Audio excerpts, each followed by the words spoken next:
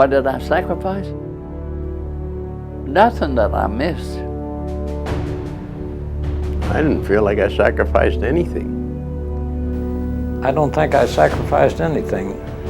I really don't. We weren't heroes. We had a job to do. Nobody considered himself a hero. No. But I have no regrets.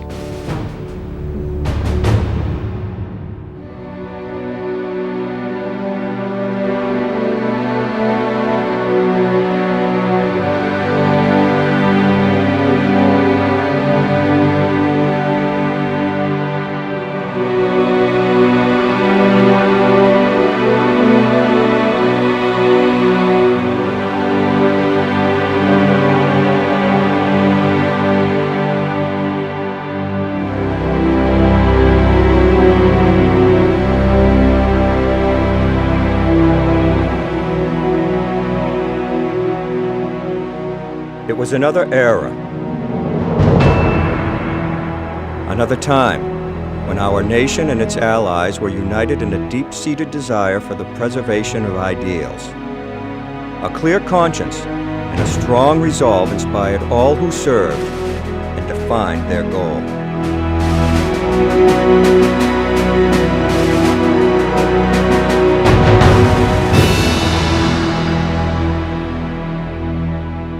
Half of the bomber crews that I was flying with never made it.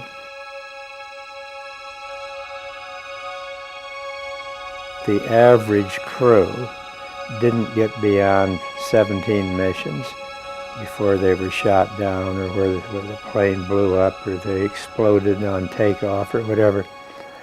I think the people that paid the price were those who had arms shot off, or left as crippled, or who were killed by combat activity. I can't really say the war cost me a lot. In a war with so many names, Iwo Jima, Omaha Beach, Battle of the Bulge, an air base known as Pantanella lies all but forgotten. From this place in southern Italy near the Adriatic coast, the 464th and 465th Bomb Groups, divisions of the 15th Air Force, encamped on adjoining hills above the Afonto River. From here they flew hazardous missions to targets with names more familiar, such as Ploesti, Blachhammer, and Anzio, and contributed in no small fashion, yet in an extremely short period of time, to the Allied effort of the Second World War. The men who lived a lifetime in this place can now look back with pride on their accomplishments, their hardships, and their duty.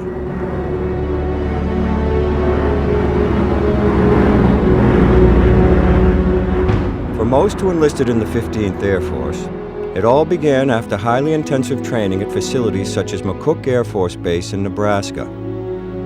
From this initial and exhaustive preparation, these eager crews embarked across the Atlantic to engage in the largest war in history. While some made the 21-day journey on Liberty ships such as the Asa Gray, most flight crews arrived by air in their new B-24 Liberator bombers. They gave our group 56 brand new airplanes and said, "You guys are trained. You don't need any more training. Let's take them over there to Italy and see if you can give the Third Reich a little bad time, you know." Many of the young pilots had logged only a minimum amount of flight time. Their average age was 23. Most crew members had never flown over water, and many had never left their hometowns. Some were barely 18 when they departed for the Mediterranean theater. Others lied about their age in order to serve. The first stop in their transatlantic flight was often the Azore Islands. I'd never flown over an ocean or anything, but I had a good navigator. I had faith in him, Barney Russell. I called Barney. I said, "Hey, when are we supposed to be there?" He said, "We should be there now." Boy, I better scan. So I looked down and I saw the water, and then I saw a little opening in the clouds. So I took a dive right down through, and that got me in the lower level. And there was the island that we're supposed to land on. So I did it, and you never had a man so scared in his life as I was then, because that was a steel mat runway out over the water. So it really made a noise. In fact, one of the gunners, the ball gunner, had got a hold of the window on the side. Side windows were open. All he could see was water around it. We were on this runway then, water here and water there. He thought we crashed. He started climbing out the window to swim ashore. Two of the guys got a hold of him and pulled him back in. So that's how scared the guys in the back got.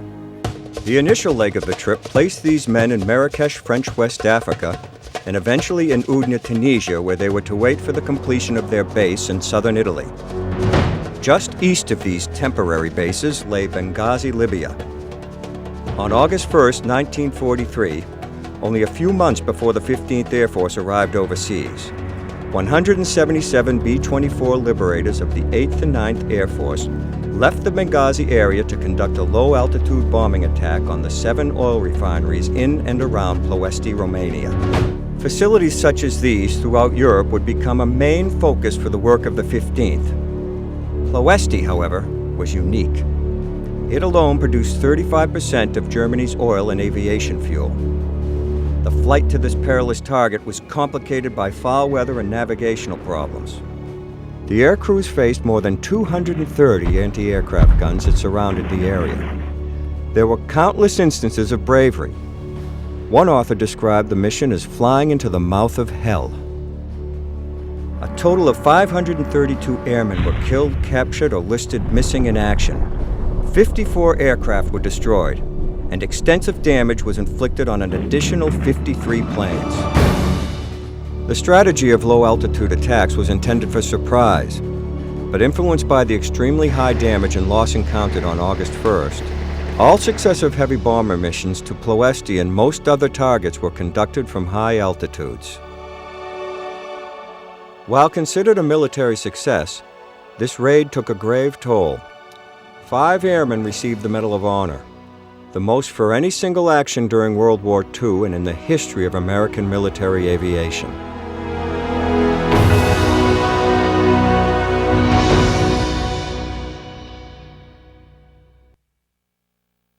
The 1,300-mile round trip from Benghazi to the target greatly contributed to the difficulty of the mission. This distance was considerably shortened when a strategic push of Allied military force through Sicily progressed on to southern Italy and allowed for the creation of heavy bomber bases in such areas as Manduria, Lecce, San Pangrazio, and Grottaglia.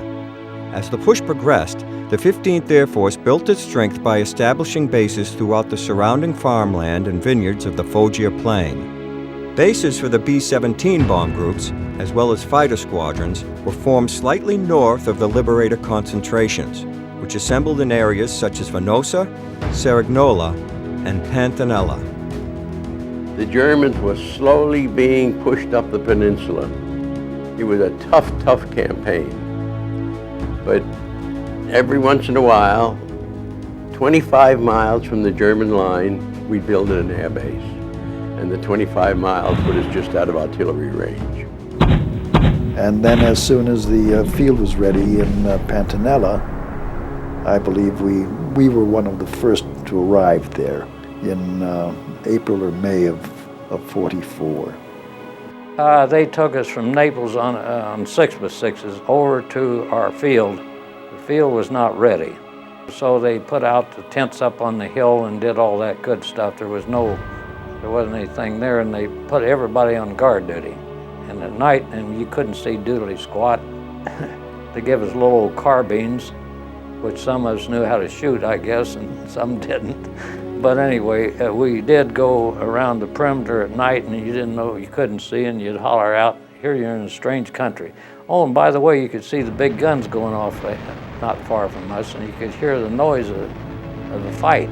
That wasn't far ahead of us when we got there. And then being amongst the first to arrive, I was fortunate enough to be one of the first to complete the number of missions required to permit me to be returned to the States. I remember my first flight was with a different crew. They needed a gunner on one of the other flights, and I went along, and it happened to be what we call a milk run, in which we didn't run into any opposition. So that was my so-called baptism of fire. first mission was practically nothing. It was just like a practice mission. I know we did bomb some place up in northern Italy, I think it was. And very little flak and no fighters, so it was like a practice mission. My first mission there, August 20th, 1944, was a double to Sekowitz oil refinery in Poland. Saw some flak in the distance. It looked harmless.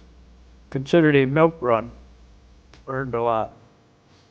I remember coming back from it, and my crew members were waiting me anxiously and say, "Lee, how was this? What happened?" So I described it, and I said it was simple, nothing to it.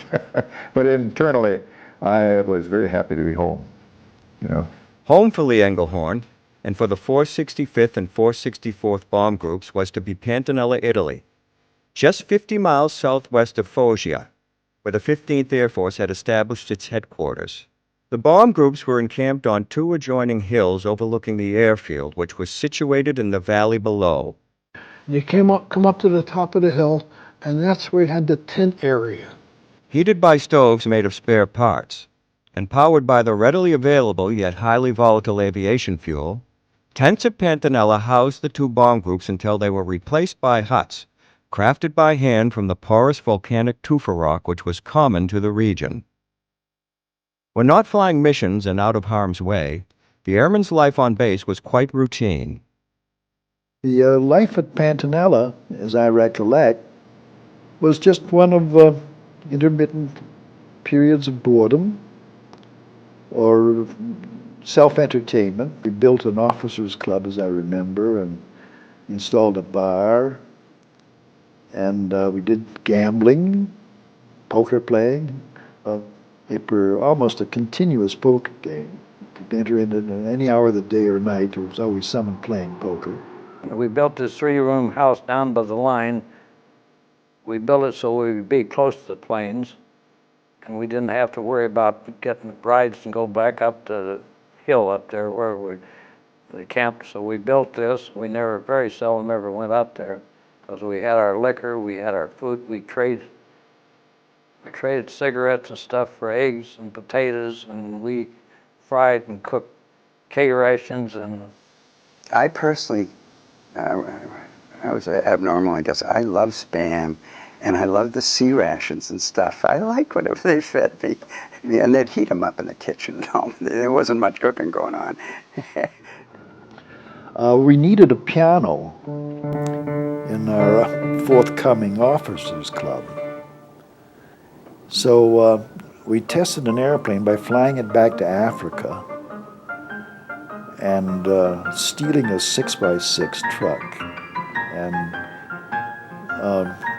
commandeering a piano out of a building next to the provost's office, stuffed it in a bomb bay and flew it back to Italy. And of course this was a very serious mission, you know. You had to test it thoroughly, and the piano worked just perfectly. So I was, in some respects, known as a dog robber. A dog robber was someone that went out and made a trade, one thing or another. We'd trade some English motorcycles with a Navy base someplace for cases of beer, which we didn't have. And then we would take an airplane up to 24,000 feet for a couple hours to test it with the beer, and it would get cold. A lot of, very serious military operations, you understand. Yet in the back of one's mind was the ever-present purpose, the next mission. The thing that sticks most vividly in my memory is the briefing room. The top was like a barn, a low barn, and you go down long steps, and they had excavated it, and at the far end was a screen, and you sat on cases that bomb fins came in, and that's where we went down and went, that's where we're going today. We would be briefed and told where the mission was going and what was going to happen, what the cloud cover was near the target, if any, and what to expect or what might happen and that kind of thing, and what the plan was. And when we'd go down the bomb run, that kind of thing. And that was often entertaining because my radio operator, a very nice guy, George Rudat, he had a wonderful feigning act, and he'd always sit on the end of one of the benches, and if a really tough target like Black Hammer was mentioned by the intelligence officers where we'd going, you do a perfect feint right off into the aisle. It was good for general hilarity. Probably a little tense hilarity too there. Regardless of rank, position, or duty status, the pressure of the job, the apprehension of the next mission directly affected the way in which each man dealt with the strain of combat, and often their connection with other members of the group. We used to have people come down to the line and eat with us. We built that building down there, and we'd invite crews to come down and have dinner with us and drink with us and that stuff. They never tried to remember their names. You'd hear names, but you didn't try to remember them. Yeah, we stood there and watched the planes come off, and we knew when they was coming back, and we stood and tried to watch them come back. You know, and some of them didn't. I was lucky. I had 3 planes, and they always come back, and they always went. I was lucky. So many chances for error, so many chances for collisions, for crashes of all kinds. Not all accidents were caused by mechanical failure or human error. The unexpected was a reality of war. Now, I don't know if anybody else has told you this, but 2 bombers blew up on takeoff. They narrowed it down to 1 airplane mechanic. Somehow or other, the Germans had gotten to him and were giving him the equipment and $1,000 to put it in the landing gear. They are quite certain that someone on the ground crew wired the top bomb in the forward bomb bay had been wired to the nose wheel door switch, so that when the door closed and the light went on, the bomb went off. The incident, there's nothing fortunate about it. It killed 20 good men, and fortunately it didn't kill anybody else. But the military narrowed it down to who was working on these 2 planes at this particular time. They came up with 1 name, and he confessed. And unlike in civilian life, the next day he was shot by court-martial, which is right, I think. Yeah. Enemy infiltration was rare, but there was no doubt that the dangers of getting a fully loaded B-24 off the runway to a target and back again were all too real. Whether on the flight line or up on the hill at base camp. And we could see the runways from where our tent was, and I don't know what caused it, but he was just about at liftoff. We're just standing there, and he gets up about 50 foot and it lets go. I don't know whether he had 8 or 10 500-pound bombs and 2,700 gallons of gasoline, and it all blew up at one time. But we took off running and running all at once. It seemed like everybody just stopped. All at once, we all just stopped. We scattered, and we just stopped, and we turned around and we looked, and all you could see is little bits of stuff just flying all over this place. I mean, it completely demolished that plane. It was loaded. I saw that airplane blow up, and the concussion from that the explosion, even though I was, like a mile and a half away. The funny thing about that plane going up, they heard it up on the line, and some of the people seen it up there, and some of the officers that was standing out there mess, and they seen it go, the ones that wasn't flying. Some of the enlisted people heard it and seen it. We didn't feel or hear anything, really, because I don't know what it was. Like I said, it was about 50 feet up in the air, and this thing went up, and you just see it go up, so the implosion and explosion, we didn't really hear a lot of noise. It wasn't deafening to us.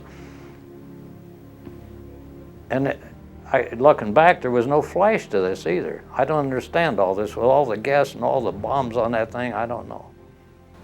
To this day, I don't know what caused that. I don't know if it was sabotage or whether it was sparks or electrical sparks or static electricity that got into a fuel cell in some manner.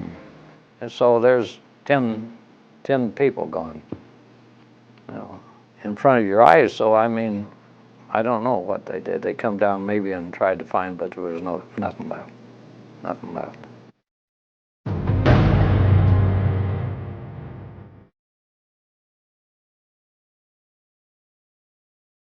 Never did I make a takeoff or complete a landing or go back and check in at home base without a sigh of relief that we'd made it. I just thank God that we were able to come through that. I especially am thankful that I brought my crew over those targets 35 times and brought every one of them safely home. My navigator was killed over there. He volunteered to fly with another crew, and that day they went down. It's something very, very sad to think of these young, brave men submitting themselves to this kind of circumstance and paying the price.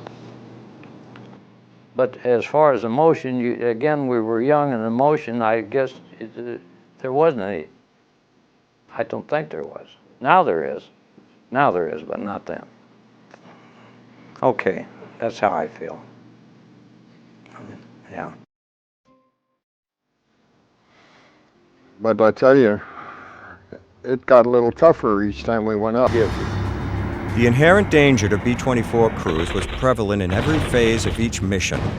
The events which Robert Wingfield encountered early in his tour with the 15th Air Force are testament to both the peril and the unexpected. May 2nd, 44, going to Parma where they make Parmesan cheese. Yeah, We'd had that big meeting the night before, what to do if the lead ship bails out, down and out to the right. The lead ship would go down and out to the right, because six airplanes, he wouldn't hit anybody, you know?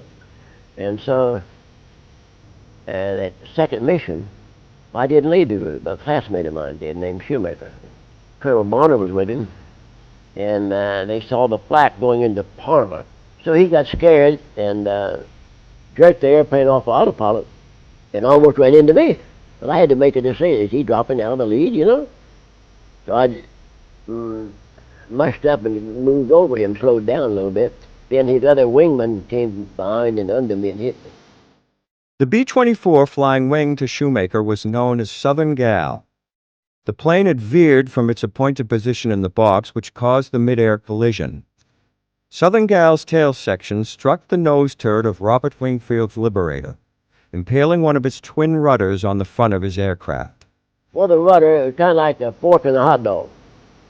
It was hanging on my nose turret, on the guns were sticking through it. And that thing was, like I said, 12 feet high and 9 feet wide, so it's a pretty big thing on the nose. As a result of the impact, Wingfield's plane, christened Big Fat Mama, was flipped upside down. It tumbled, and the tail came off, and the tail gunner in that airplane, you know, where it hit me, it broke loose, and he tumbled alone in the turret on the way down all by himself, yeah. Yeah, he didn't hit the ground with the airplane, he just hit by himself. That must have been terrible, yeah. All members of the Southern Gal's crew were killed, with the exception of the navigator, who was somehow able to bail out. The fate of Wingfield's crew now hung in the balance. I rang the alarm bell when we were upside down falling. So I had 4 guys bail out, 2 POWs, and 2 stayed with the Italian Underground for 11 months and walked out. Robert Wingfield skillfully righted his plane, navigated off the coast of Italy, and with the tail section of the Southern Gal still affixed to his nose turret, flew some 200 miles to find friendly ground on the island of Corsica.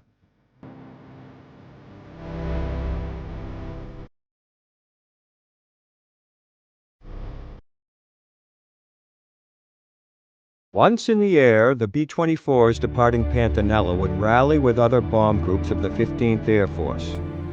The rally itself was a dangerous maneuver as planes were intermeshing from many different directions. Once all the assigned aircraft were in flight, the formation, consisting of hundreds if not thousands of planes, would form up and head north to the bomb targets.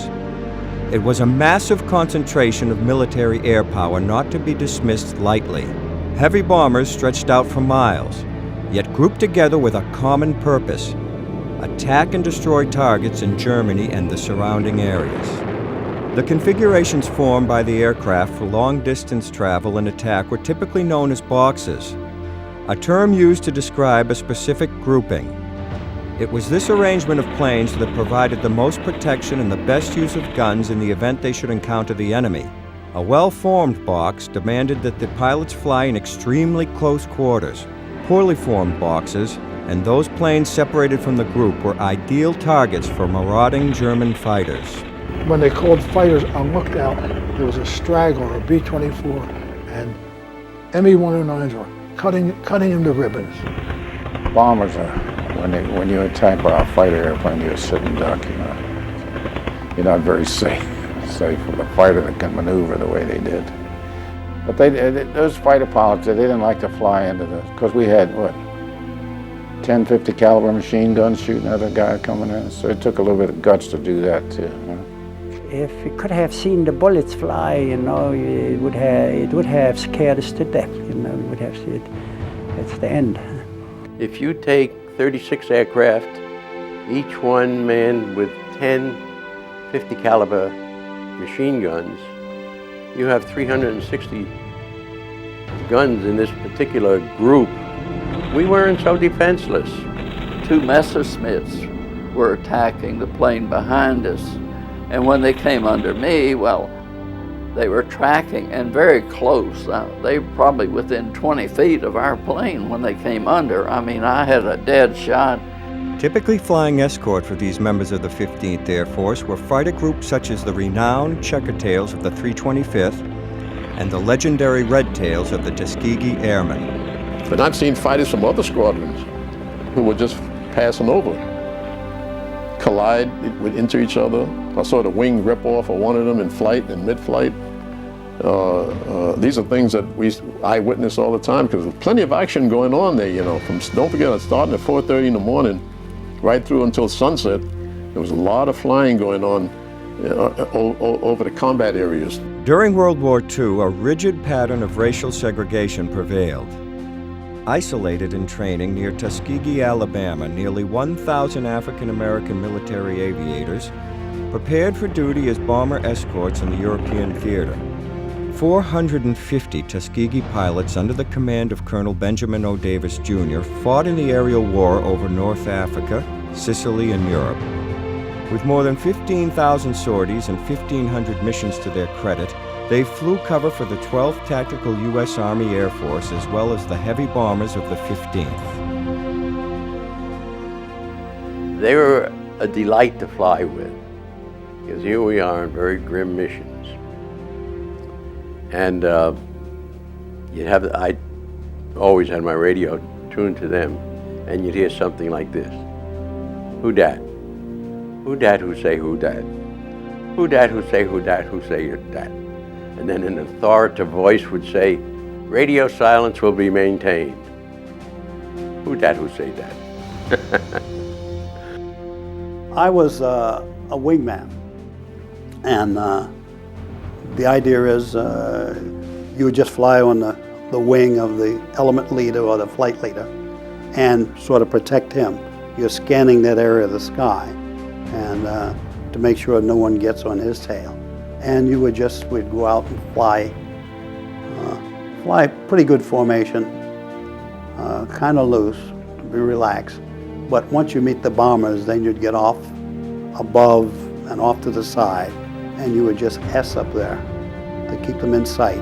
And you'd also scan the sky as best you could.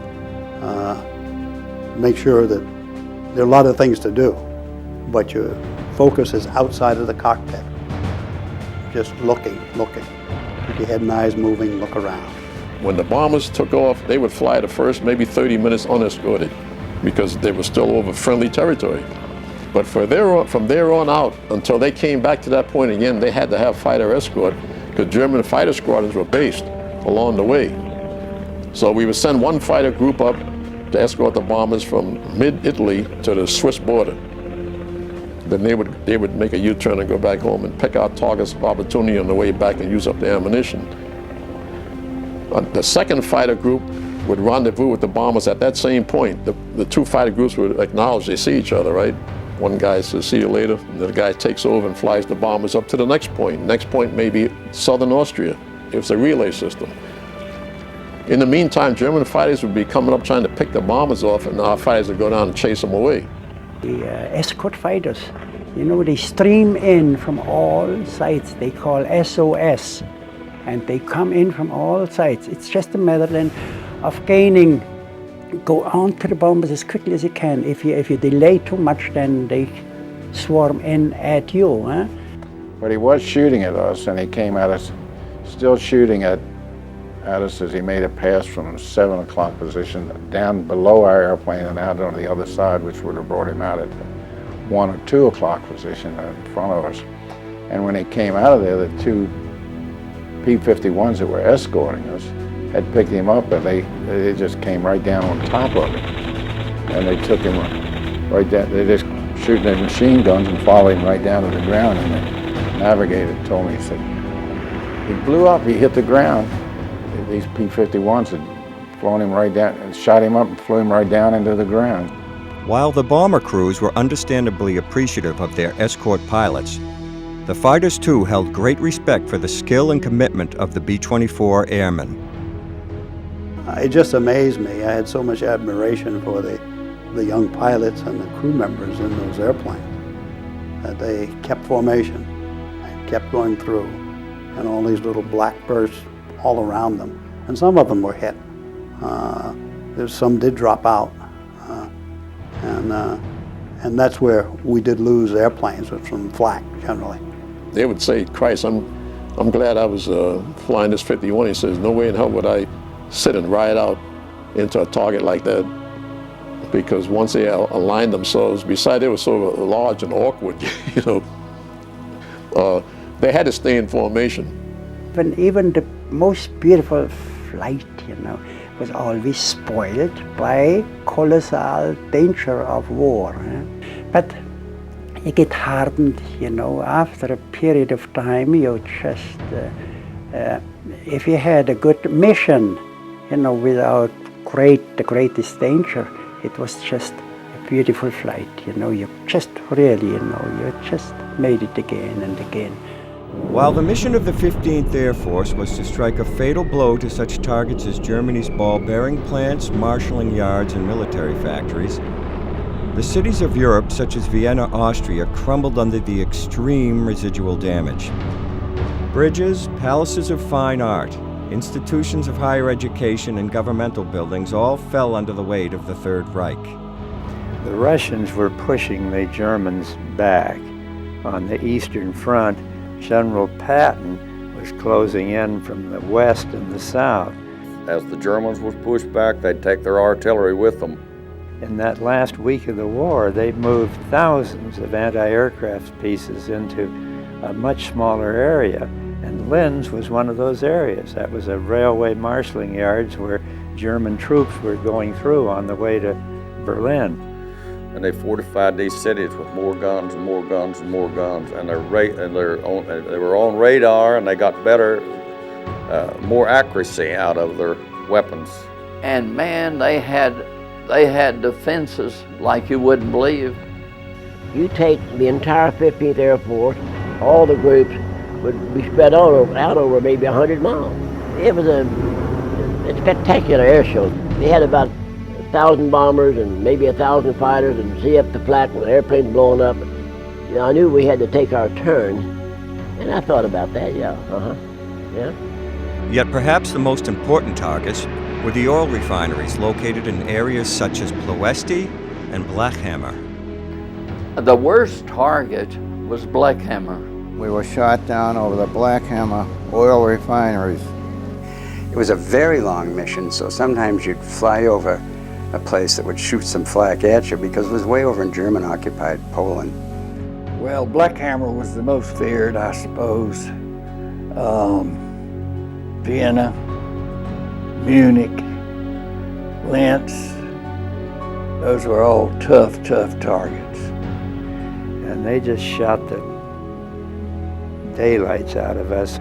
I remember thinking while we were going through that, I'm going to be really furious if having flown 34 missions, I I get knocked down on the very last mission. I was determined to keep that airplane in the air.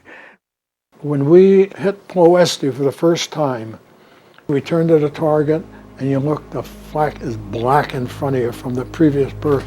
And Al Rodman says, "Holy mackerel, look at that flak. You could walk on it." You'd sit there and it'd say, well, the flak is intense, accurate. You could get out and walk on it. And I'm hearing that in the tail. And it was frustrating. You just sat there and took it. But it was very heavy, intense, and accurate over most of the targets we bombed. What flak is, it's a high velocity shell that has a fuse that's altitude sensitive, and it's set to go off at, say, 20,000 feet. And then it breaks into 1,000 parts that's umbrella shaped. When you hit flak, nothing you can do about it.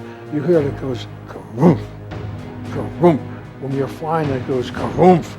If it was close, you could feel it jarred your plane, or sort of made the ride rough. Of course, you never would forget how when you ran through the flak and it hit the plane, it made a sound that you can't forget. So we were hit over the target, Black Hammer, about 11:20 in the morning, and we got hit in the right wing fuel tanks, and the plane started burning. I remember having to fly through guys that bailed out, above. I don't know whether we hit any of them or not. I hope not, but I remember that. I fell free, I guess, for about a mile like a rock, because I was afraid of hitting planes underneath us. And then I pulled my chute. The customary remark was, "I want to see some parachutes. Where the hell are the parachutes?" When I flew through that flame on the picture that was in the Time magazine, debris from the plane was sticking right to the nose turret. One of the wings just folded right back, and it was all afire. And like I say, we flew right through it. That's when I started to pray. This one kid was, everywhere I'd went in the States, him and I were together.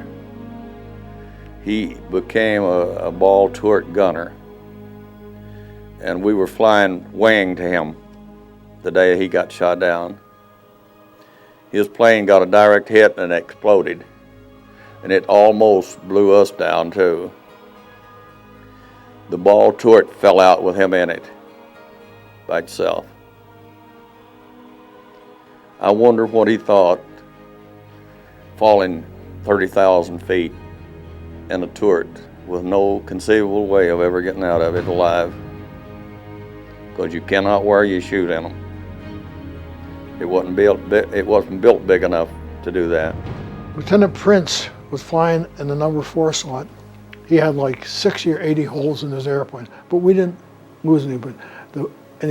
But the flak was bad. We counted 250 holes in that airplane. It's incredible. I counted 275 holes, lost count, and quit. We had 300 flak holes I can remember in our airplane. Fantastic number of holes that they found. I think it was 352. Now, I could be lying and exaggerating, but that's my memory. Everything from a bullet hole to a hole this big around that you could walk through. To this day, when I got out and walked around that airplane, I couldn't figure out how it stayed in the air. And I don't know yet how it was able to hang together with all these rips. There were holes like that you could throw a dog through, just torn right through the plane from one side to the other. How it hit only one man inside the plane, I don't know. One of our gunners was badly injured by a burst of shell fire. We had to leave him in Italy at the end of the war. Even though we wore the flak suits, there were still many boys killed because of being hit by flak. We lost a nose gunner, was killed over a mission over Vienna. A piece of flak went through his jugular vein. Pieces of metal that went into the body. They told me that 8 of my crew members were killed. So that was kind of hard.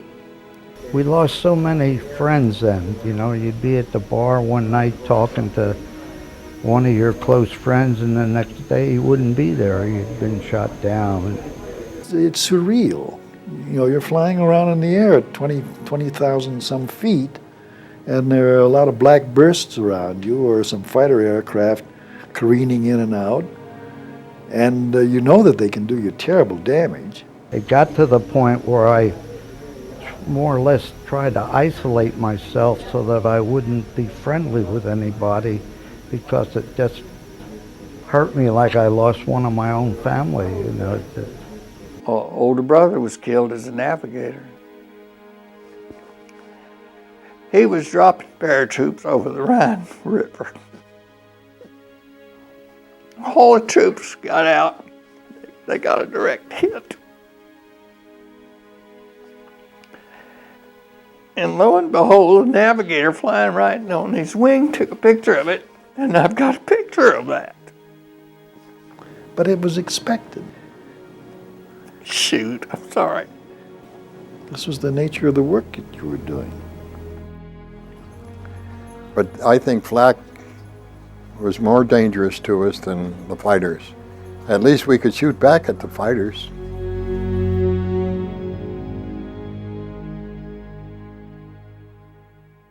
August 3rd, 1944. Crew members of the 465th were to encounter this day the unexpected. In an air battle which by some accounts lasted less than 2 minutes, the B-24 Liberator was to tangle with the Luftwaffe's Focke-Wulf and Me-109, taking a toll in aircraft and human lives. 8 American B-24s and 8 German planes were downed. 30 men lost their lives. The opportunity to shoot back at the fighters had been provided. Joseph Spontak, navigator of the B-24 Sugar Baby, recalls the mission. The mission was in Friedrichshafen, and it was the Mansell aircraft factory. Our particular squadron or group was assigned to bomb the aircraft factory. We didn't know that it was near the end of the war because we were not informed. Airwald resident, guide, and historian Gerd Leitner was 7 years of age. Yet the events of that day as his mother was preparing lunch on the family porch are present and clear. And the bombers came like on some days. They came just over our village, making a lot of noise, but nothing else happened. After a few minutes, they disappeared. Lee Engelhorn was manning the ball turret of the B-24 Sugar Baby on their return trip from Friedrichshafen. We were supposed to come off the target and turn this way, but that meant going over the flak, heavy amounts of flak instead. Our leader decided to go off this way to avoid the flak. We were isolated. The rest of the group was gone, far ahead of us, several miles ahead of us, and we were scattered. And at this day, they came back at about 11:45. And the Germans picked us up on their radar and saw this group of B-24s isolated and separated. And so they sent their Focke-Wulfs and Me-109s up. And there was a heavy cloud cover of altocumulus, so we couldn't see them. And they were on us almost instantly. And at once, there was a shooting just above us. And within seconds, the first bomber already was falling down, was spinning propellers. As a young member of the German Luftwaffe, Oscar Bosch was on call the morning of August 3rd, 1944. The weather was beautiful, and the bombers came in from Italy. We speculated, we never were sure what is their target. And it could be anything, probably Friedrichshafen. And we went on altitude. We bypassed Friedrichshafen. to go on high on our altitude of the bombers at about 24,000 feet. So, and then the bombers came in from the south, and we connected, went in position, went through the formation successfully. So it was about 11 o'clock in the morning, beautiful day, and all of a sudden it seemed like the world exploded. Sugar Baby's bombardier was George Britton. The German fighters came up from underneath. There were Me-109s and Focke-Wulfs 190, I believe. And it happened so quickly, I could hardly believe it. They were no longer shooting bullets, but they had sort of rockets that came into the plane. For me personally, it was like a picnic flight, breakfast flight, you know. Brr, do your thing. It takes only a few seconds, 20 seconds, firing, and then I went down. Understanding now that I'm in the ball turret, and the attack came, and I was firing my weapons at the aircraft that were attacking us. And so I fired at the fighter aircraft, and that's why I say I saw my tracers go right into the aircraft and saw it start smoking. The fear always had been the bullets, what tried to keep you away. All I knew was I felt this tremendous jar, just a shudder. And I began to swing my guns around, and then I realized the aircraft was shuddering a little bit. So I thought I'd better get up and find out what's going on. And I remember standing at the rear right window, and I just caught a glimpse of this plane coming at a tremendous speed. So a 20-millimeter cannon had gone through my turret, crashed through the plexiglass, and a portion of that cannon shell went through my back. And I was trying to communicate and realized I couldn't. So I manually took the turret up, cranked it up, opened the hatch. My parachute was setting beside the turret, and what I saw was a disturbing thing. The aircraft was burning. I turned around, looked out the right navigator's window, and there I saw the wing. The engines were burning on the wing. There must have been gasoline coming out of the number 4 engines or number 3 engines, because that was all in flames. The back of the aircraft was burning profusely, just violently. When the plane goes on fire, you don't have an awful lot of time to get out of it. You have maybe 10 or 15 seconds before the plane loses total control or blows up, and if it blows up, then it's more or less curtains. The plane started to make a sweeping turn down to the left. With that, I looked from where I was in the 24, I looked back. The pilot, co-pilot were gone. And I immediately understood that we were in very deep trouble. So I took my chute, I looked back, and our tail gunner, Charles Sellers, came out of his turret, and he was pointing like this to me, and I realized he did not have a chute. So I went to the bulkhead to look for a spare chute, which was supposed to have been an aircraft.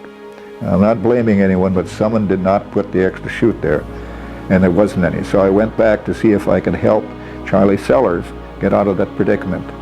And he fell back into the flames, and that's the last I saw him. He was consumed by the fire in the back of the aircraft. As bombardier, I had the obligation, the responsibility to get the bomb doors open. So I was back at the window, and then you have to crawl through the bomb ramp and go up and open the bomb doors, which I did. And I turned around and opened the door to the nose gunner. Hamilton was in there. First time I met Hamilton was that morning before I get in the plane. And I pounded on his back, he turned his head, and I went like this. And I turned around. When I turned around, I looked back, and somebody jumped without the bomb bay door. That was the last person I saw. Who it was, to this day, I still don't know who it was. So I took my chute, ran to the bomb bay door, partially attached it, and rolled out.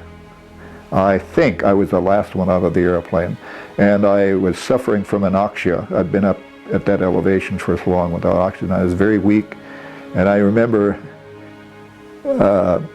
kind of fainting after I pulled the ripcord. And I realized I was in trouble because I had no knowledge of how to manipulate a parachute. And the Alps, very, very rugged portion of the Alps were streaming up at me. Over the center of the Alps, You know, it's always a kind of a thing. If you know you have to bail out, you fall right into where will you land. Huh? It's not many good landing places there. Huh? So I tried to spill my chute, and I got caught on a pinnacle, a large sharp granite peak, and my chute went out like a pendulum. It came back, slammed into the rock surface, and knocked me unconscious. And after coming to, then I realized all of this flooded back into my memory, that the reality of what had happened, the aircraft, the incident of bailing out, and here I am on the top of the Alps Mountains in Austria, all alone. In reality, Lee Engelhorn was far from alone. The skies above Airwald and surrounding hamlets were filled with parachutes and burning wreckage.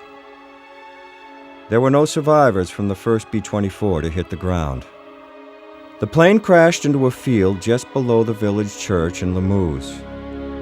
Local blacksmith, Anton Hundefund, at age 12, witnessed the fatal explosion along with his father.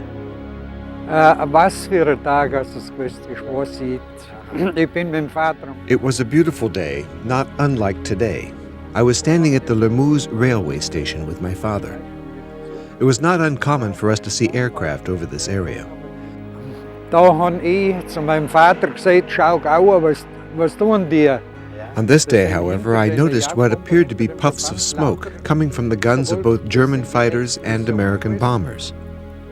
The B-24 that fell into the field here below the church had the engines on both wings struck by gunfire, and then the burning plane began to spin out of control, crashing into the ground. I didn't see any parachutes come from this plane. The wreckage burned for the next 2 days, with ammunition exploding from time to time, so no one was allowed to go near it until it was safe. I also saw a German fighter crash into the mountains just above the Lemuz Alm. The pilot bailed out, and later we learned that he was injured but not killed. When the burning B-24 was extinguished and no longer a danger, the wreckage was pulled from the site by animals, and the bodies of the dead airmen were placed in bags. About 4 or 5 people from the village thought that these bodies should just be discarded, thrown away because they were the enemy.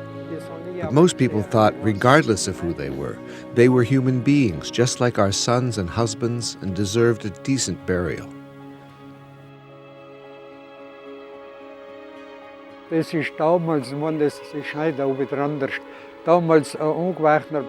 section of the churchyard at that time had not been consecrated as hallowed ground, and it was here that the church had buried those who were not baptized.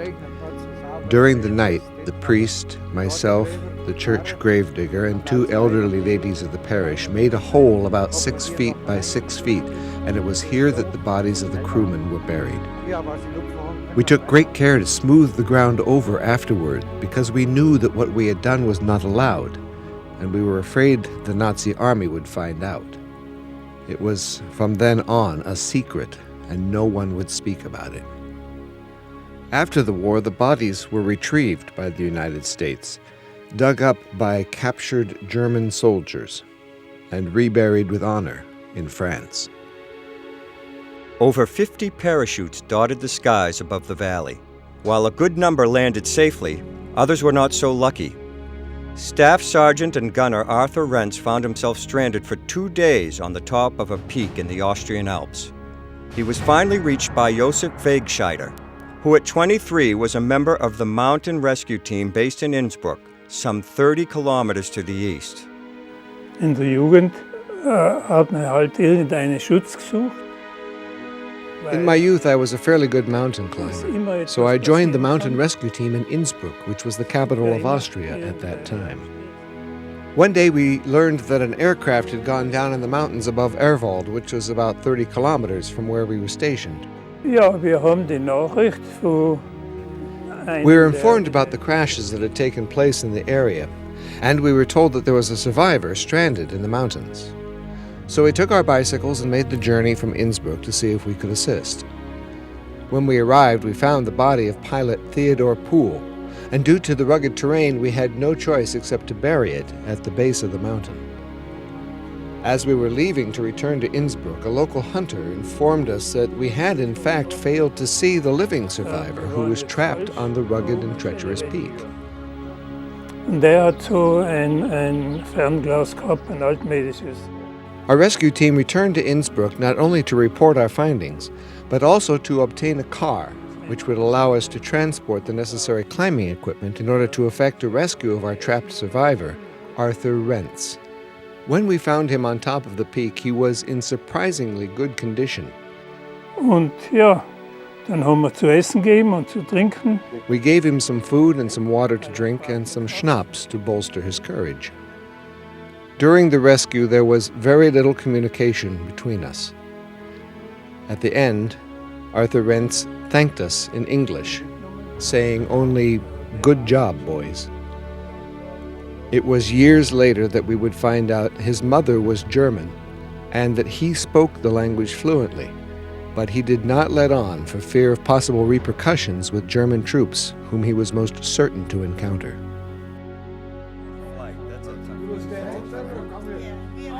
Airwald, Austria, once the site of war-torn hostilities, was now to host a reunion for 3 members of Sugar Baby's crew. Nice to see you. How you doing? Joseph. My good friend. They were worried about you. Well, you had a big delay The plane was late, an hour late getting to Munich, and then my pilot and my navigator failed me. Lee Engelhorn was the aircraft's ball turret gunner. His survival from the crash of Sugar Baby was in no way short of miraculous. And now, with Gerd Leitner as guide and his family as witness, Lee was about to revisit a portion of his life some 60 years hence, including the site where he surrendered to officers of the German army, prior to his internment in Stalag Luft 4, where he would stay for the remainder of the war. We will see the farmhouse where you have given up. Oh, really? Yes, it's just, yeah. That's great. Yeah. And we also will have a look at the family. Perhaps still is one alive, and they will recognize you. I think the fear that I felt was terrible. Really when you saw the flak up ahead. It's hard for people to understand what that was like. Beautiful. Okay, we are going for modern art. We are going for a special seminar in modern art, and Gert Leitner is going to be the professor who's going to educate us. For Joseph Spontak, George Britton, and Lee Engelhorn, Yes, look at that. this would be the first time they'd seen Sugar Baby since August 3rd, 1944. How do you like it? Beautiful. Never thought this. One of those frames I brought down for Joseph, and I think he took it back to the States. This is our airplane. Come on. Here, I'll take a picture of the guy. Oh, it's crashing. George, Let me stay here. stay there. And, got my camera there. What do you want me to do? We're going to stand here. We're going to picture dear art, piece of art, front wheel. Modern art? Yeah, this is very modern. Can't you tell? Good, thank you. Thank you. I've never understood how anybody who was intelligent enough to become a professor of history and geography and I don't know what else could be so stupid to have gotten to a ball turret. I just never figured it out. You know, legitimately, when you were attached to the ball turret, the specs called for a person who was 5'6" or 5'7". Cooper and I don't know if I told you this story, and we both went through radio training. Yes. And we came to the crew, and a mistake was made. One of us should have not been assigned to that crew. So instead of assigning one of us, they said, flip a coin, one will go to a turret, and one will go to the radio. Cooper went to the radio. I went to the turret. Oh, my God. Didn't I bomb some cows or something? I took the heat for that, baby. They were on me, really. Because you didn't photograph it. Oh, yeah, I was handling that big camera on the... Yeah. And you took a picture of Joy hitting the cow? No, it was sheep. Sheep. Yeah, and we had these black powder bombs. He laid them right in on the sheep. Yeah, but George, you weren't supposed to do that. We were up in the Badlands at the time. Joe, we survived. Yeah, no, when I really gave a report on it, the head navigator there, you know, at the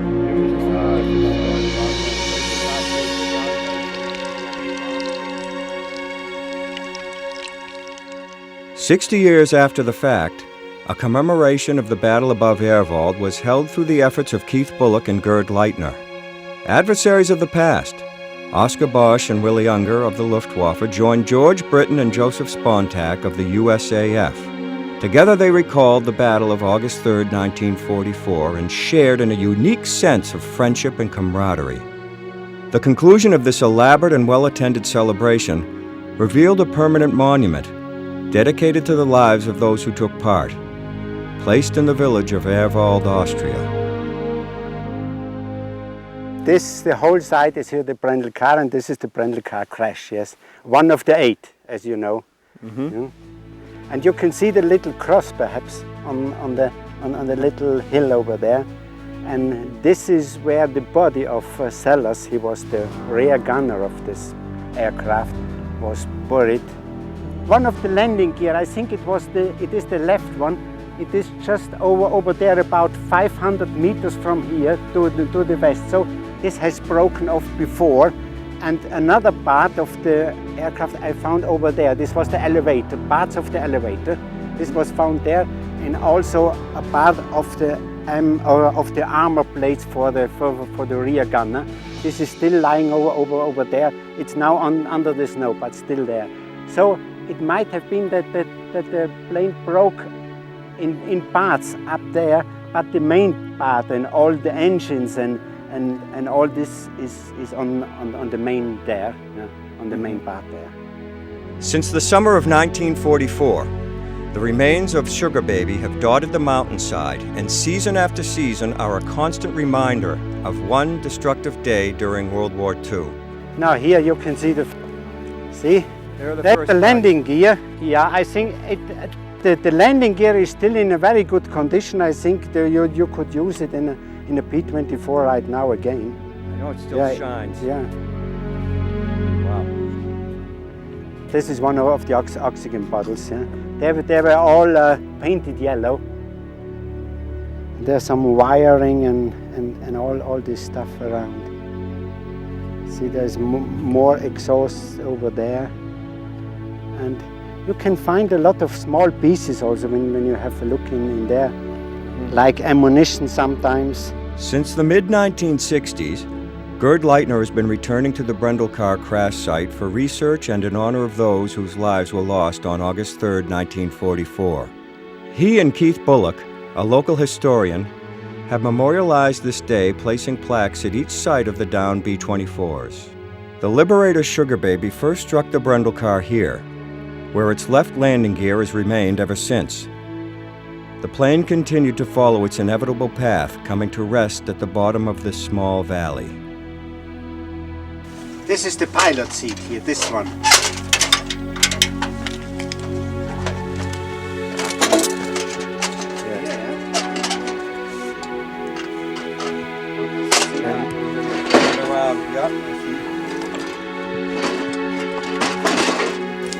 There we go. This might have been a window or some kind of opening. Yeah. One of the windows, so it must be part of the fuselage. Yes, absolutely.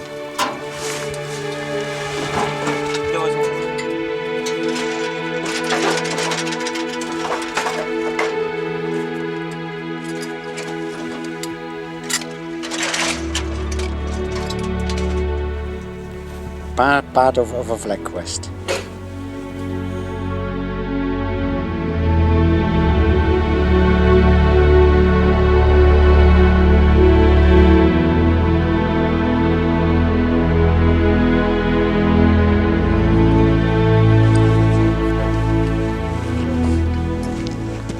So let's move up to the cross. Yeah.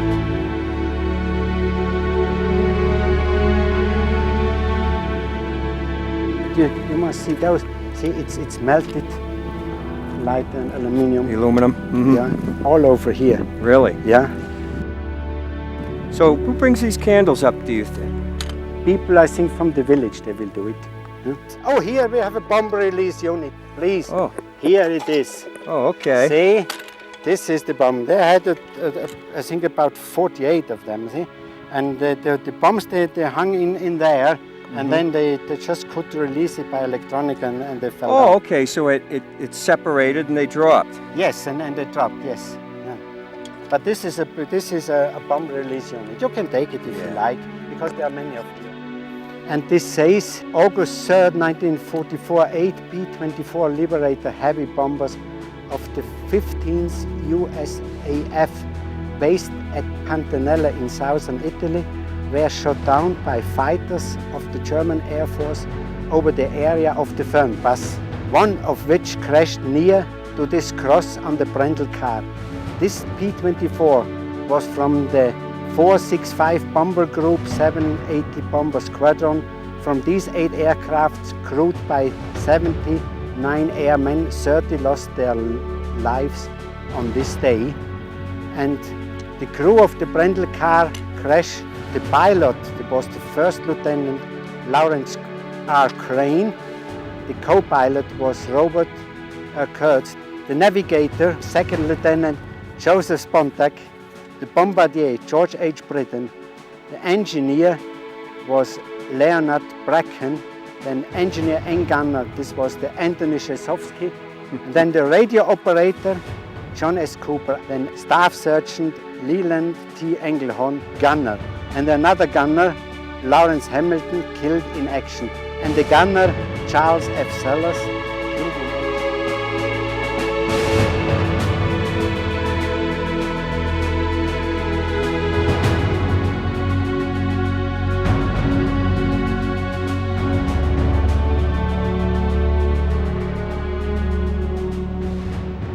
A placket like this is on all eight crash sites of the Americans. We didn't put any plackets on the German side because we do not know exactly where they crashed. I only know one, but I don't know the others. So we decided we have to do it for our friends in America. Yeah. From here you can see another crash site. You see the sand on there is a cloud in, and then on the left side you see a sand, and there is another crash site. Just, the aircraft just went into the rock. The crew of the Wampe de Schroven crashed. The pilot was Second Lieutenant Dodd. The co-pilot, Second Lieutenant Leonard W. Matter. The bombardier was First Lieutenant Richard McDonald. The engineer, Staff Sergeant William S. Hooper. Radio operator John Kostick. Gunner Sergeant Willis L. Prince. Gunner Sergeant John W. Lemley, Gunner Staff Sergeant William R. Campbell, and Gunner Sergeant.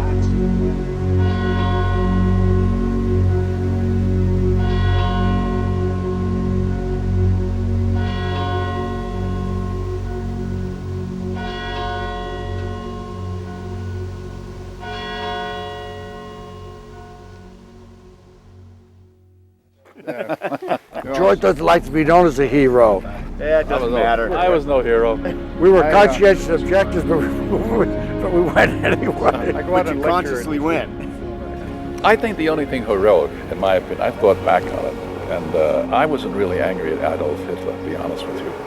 I didn't have those feelings at 19 years of age. I really wasn't aware of a lot what was going on. But I think the heroic part was after you've flown your first mission, that goddamn fear that you had, just be able to persevere. That was the heroic part. The real heroes are lying under crosses in France. Right, that's right. Those are the real heroes. Yeah. They gave up the maximum, the ultimate. The rest of us did our job that we were trained to do.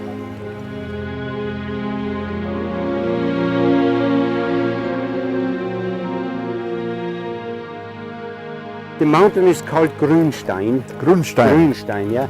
Oh, you can go look around and find your parachute up there somewhere. No, he has taken it. He took it down? Yeah, he took it. Yeah, I took it down. I slept it, rolled in it at night.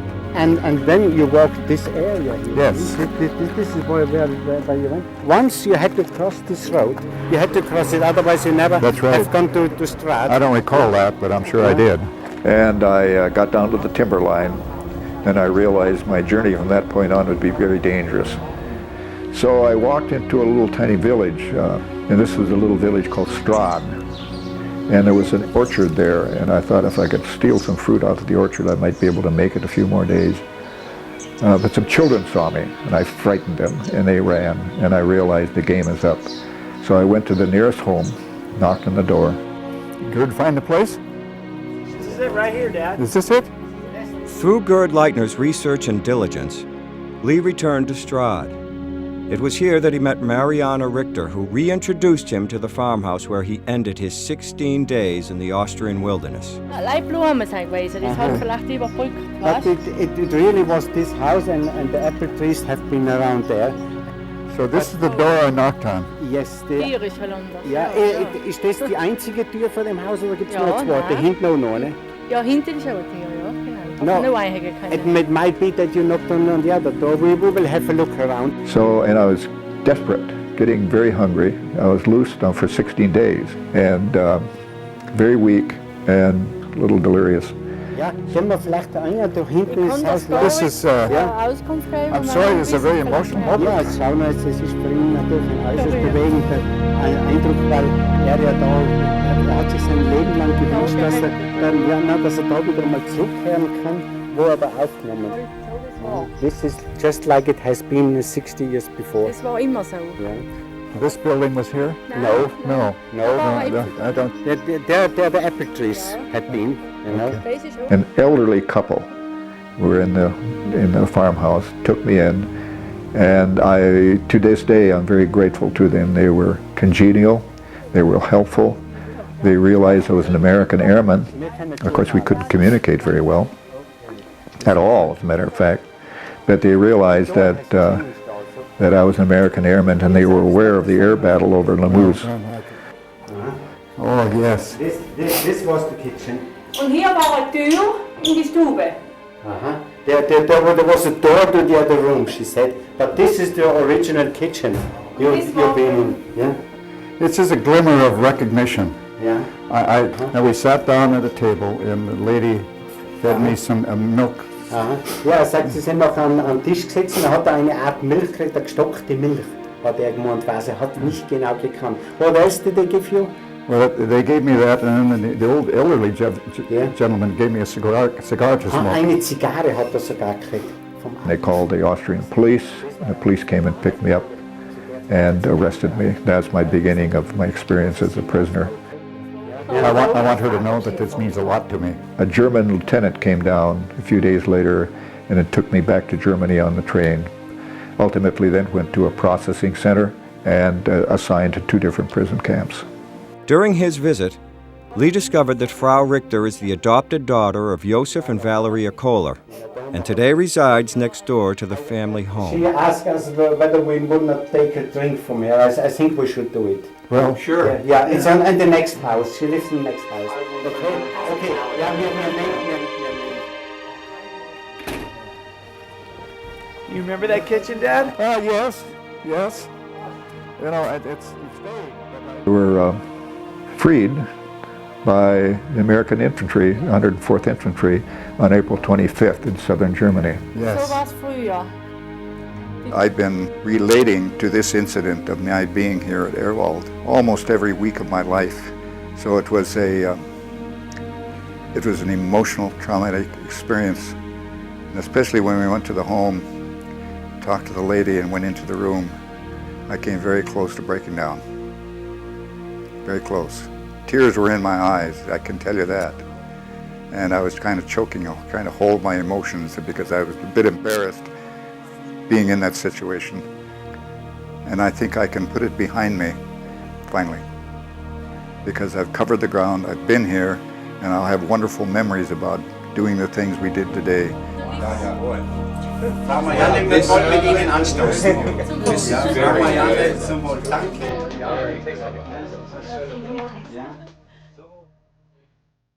The village of Strahd, Austria, like the hills of Pantanella, Italy, show little sign of the sacrifice and honor that existed here in 1944. In another time, crews of duty-bound young men landed here in force. The airbase they knew as home is gone. All that was built by the American forces was removed at the conclusion of the conflict. What remains today of the runways that once inhabited this land are fields of wheat. A small village named Laconia is now located in one corner of the old airbase. Children play in the courtyard, happy to state their names in English to the occasional visitor. My name is Angela.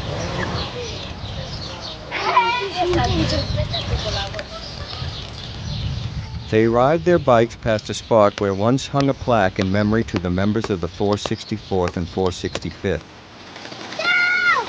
It has long since disappeared. Few of the townspeople know that a base even existed. But those that do remember, such as Antonio Tessa, welcomed the infrequent veteran with open arms. The character of the people who inhabit Pantanella now is imbued by their friendship and warmth. It was an old world they inherited, and a congenial nature they offer that has grown from life in this now untroubled place.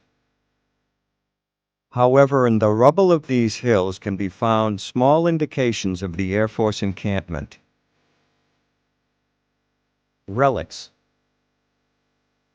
memorabilia, artifacts. Watch your step, there's a lot of junk here. I didn't even look at that spot. Well, that's the thing. Occasionally, a more significant reminder is seen of the lives that were lived in this place.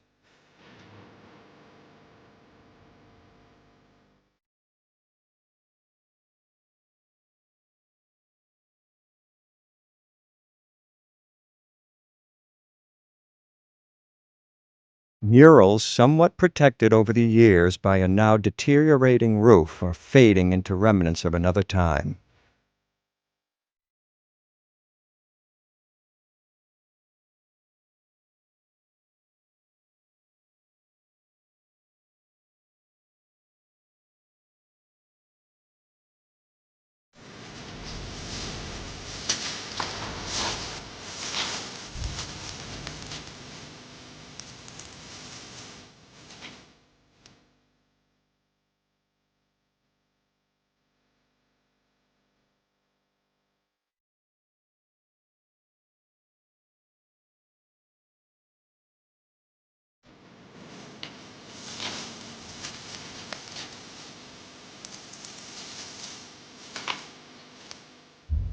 But mostly the hills have returned to vineyards and olive groves. Buildings commandeered by the 15th for their command have been restored to their original purpose, the agricultural community.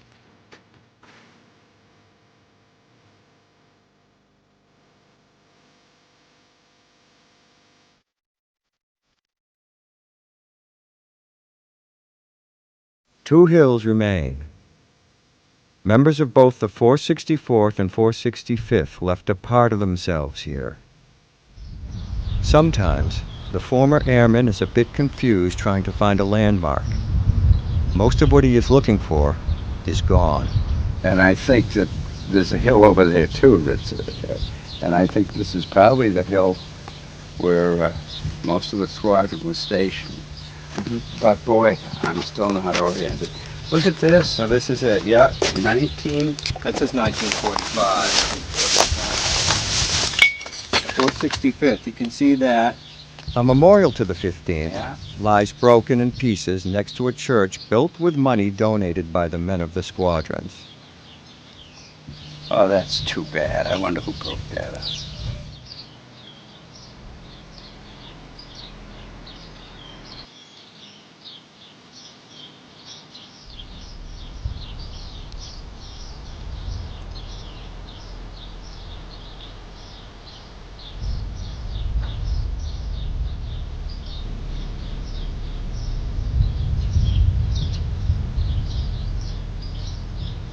I would like to call to order this year's 780th and 782nd Bomb Squadron Memorial Service. In this newer age, crewmen hold reunions and seem by nature to remember the good times more than the bad. Yet their purpose now is to remember the friends they lost as boys and mourn those who now disappear with an ever-increasing regularity, stoically, inured by experience.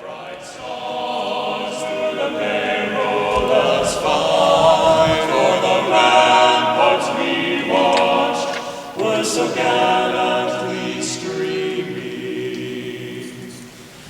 and the rocket's red glare, the bombs bursting in air, gave proof through the night that our flag was still there. Oh, say does that star-spangled banner yet for the land of the free, land of the free, and the home of the brave. I don't think I sacrificed really anything. I felt like with a lot of pride. It's hard for me to answer a question about what it cost me because I survived. The guys that paid the big price were the ones who didn't live through it. It was a rightful war, and I should have been in it, and I was in it. And I don't feel that I sacrificed anything. Probably did me some good. From the top of Pantanella Hill, a tractor works the field, preparing the soil for a new growing season. And as the sun begins to set, the breeze blows dry ground into a trail of dust. Throughout the hills and valley of this section of southern Italy, on this day, and more importantly in 44 and 45, hard work was done. And in the end, earned at no small price, there is peace.